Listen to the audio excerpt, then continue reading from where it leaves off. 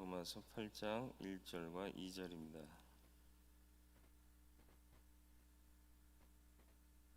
하나님 성으로 봉독하겠습니다.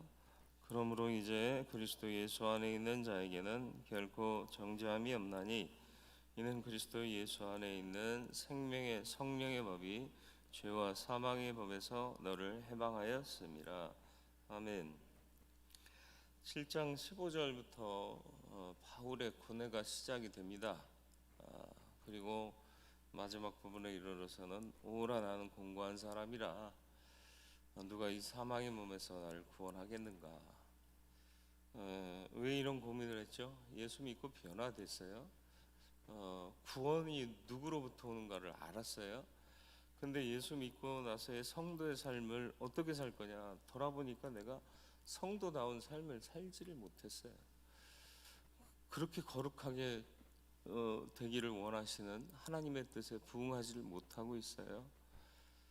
너무 고뇌가 되는 거예요. 내가 이러고도 목사인가? 아니 내가 이러고도 믿는 사람인가? 난 이런 짓도 하는데 성도인가? 이런 고뇌가 사람을 힘들게 하는 게 이 마음 속의 갈등과 번뇌입니다. 이거 없으면 평안해요. 사실은 나 때문에 저 사람이 어떻게 생각할까? 이 긍정 부정. 이렇게 했으니까 나를 우러러 보겠지. 이렇게 해서 저 사람이 나를 무시하지 않을까? 나를 우습게 보지 않을까? 이런 것들 마음의 갈등이죠. 시편 42편에 보면 또 목마른 사슴같이 하나님을 갈망하는 시편이 나와요.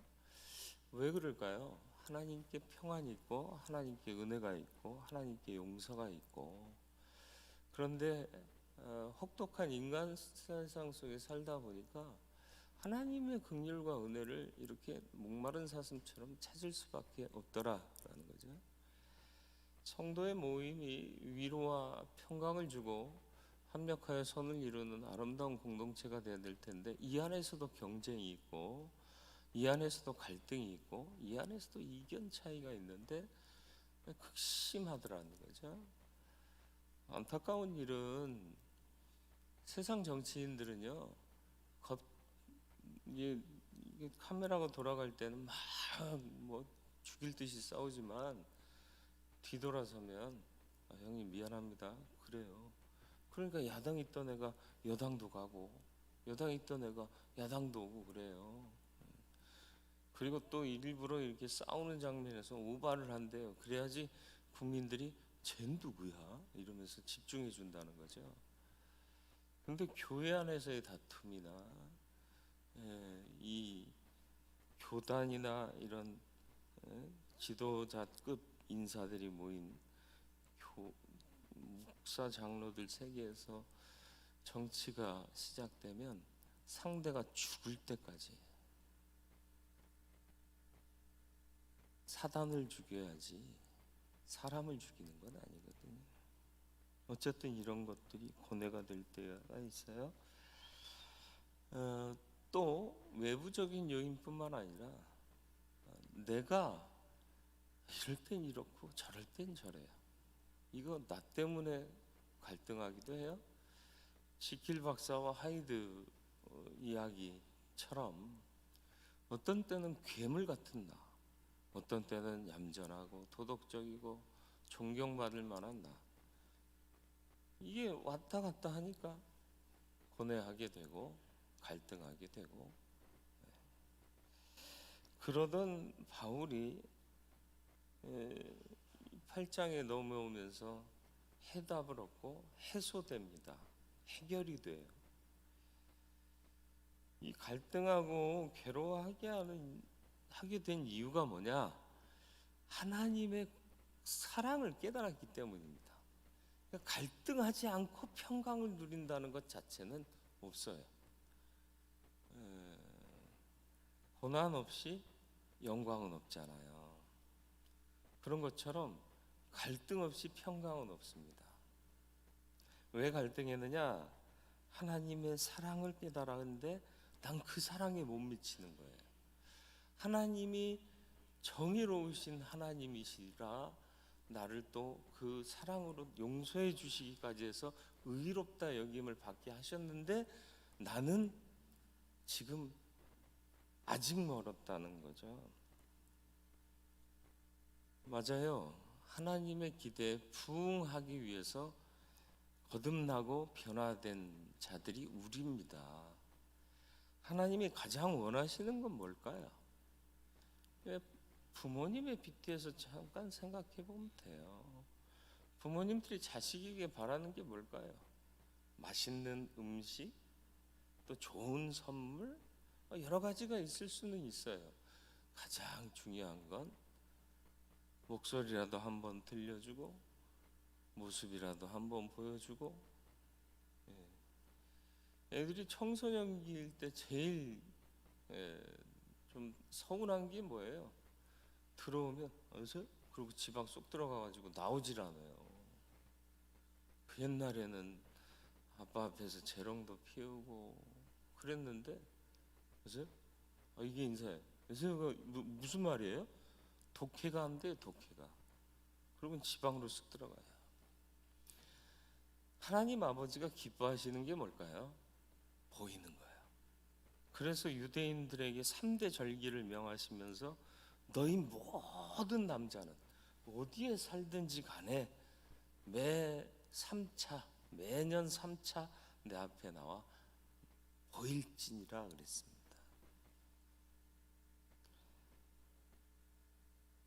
악한 생각 버리고 타인의 고통을 돌아보고 고통을 서로 나누는 것이 또 하나님이 기뻐하시는 일이라고 이사야서 58장에 기록하고 있습니다. 이런 갈등이 하나님께 대한 안타까운 마음이 들어야 철든 거예요. 그러면 그때부터 하나님 아버지께 효도할 수 있어요. 아버지께 받은 사랑이 이렇게 큰데 난 도대체 뭐 할까? 이런 생각이 없는 사람은 진짜 생각이 없는 사람이에요. 하나님의 은총으로 사로잡힌 사람들의 삶은 진리를 따라 행하고요, 거짓 없는 사랑으로 살고요, 하나님의 은총이 나를 온전케 할 것이라는 기대감으로 살아가는 사람들입니다. 그럼에도 불구하고 좋은 걸 받았는데 왜 갈등하고 번뇌했을까요? 답은 하나입니다.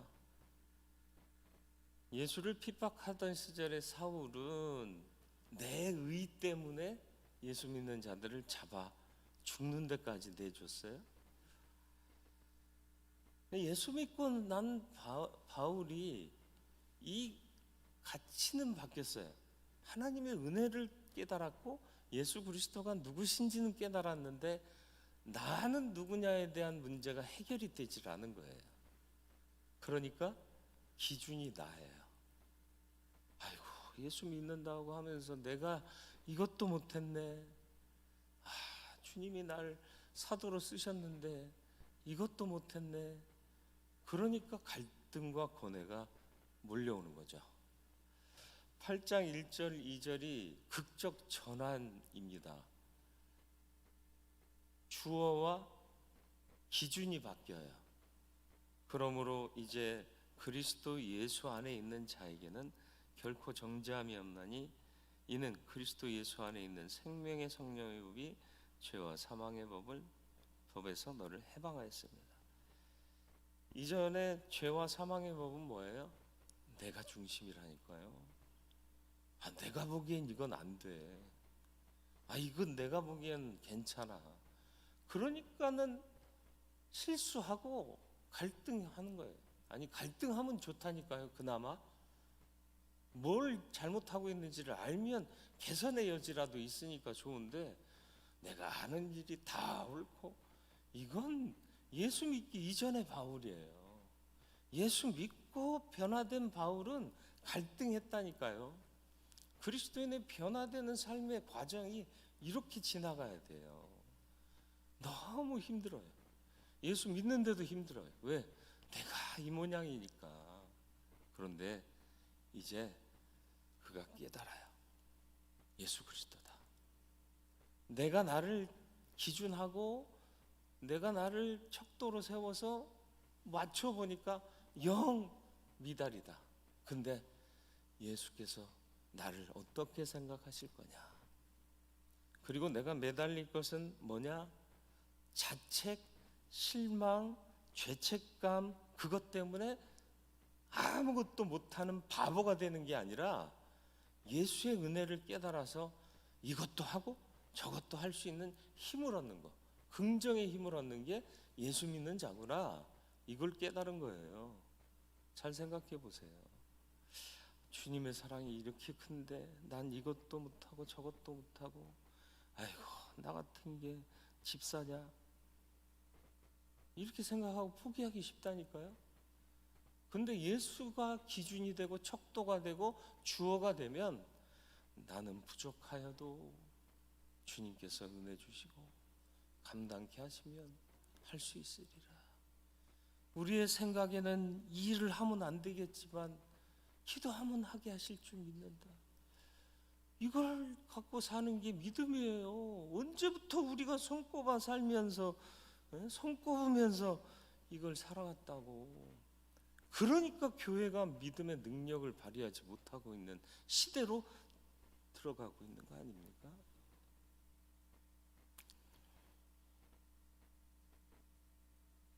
저와 여러분들이 예수 그리스도 안에 있는 생명의 성령의 법이 우리를 해방한 그 믿음의 위치에 있기를 축원합니다.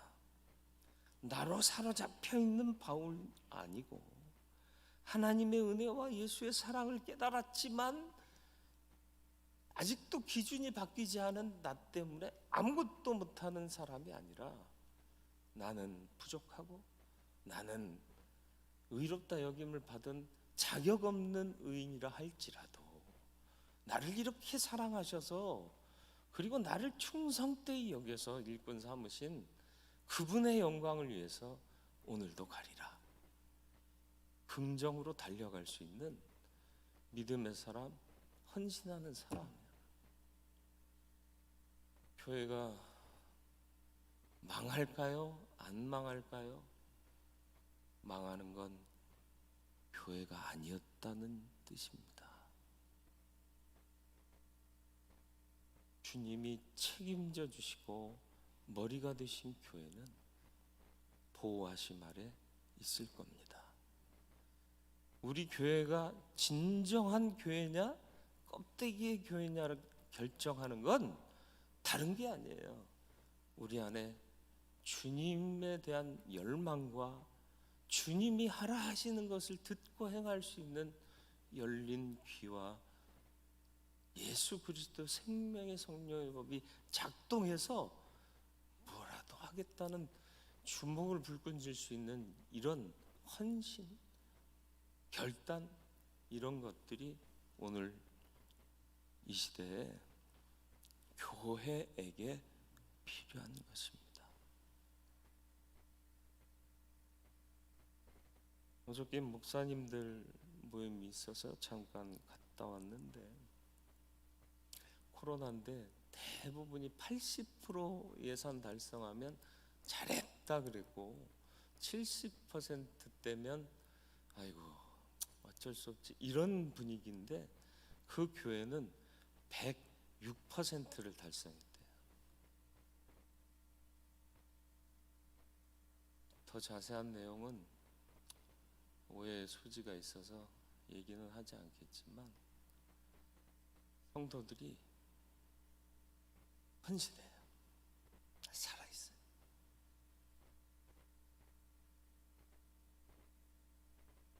기도하겠습니다. 주님, 남의 얘기를 부러워하자는 건 아니지만 과연 우리는 믿음으로 살고 있는가를 돌아볼 필요가 있다는 것인데, 우린 믿음으로 살고 있습니까?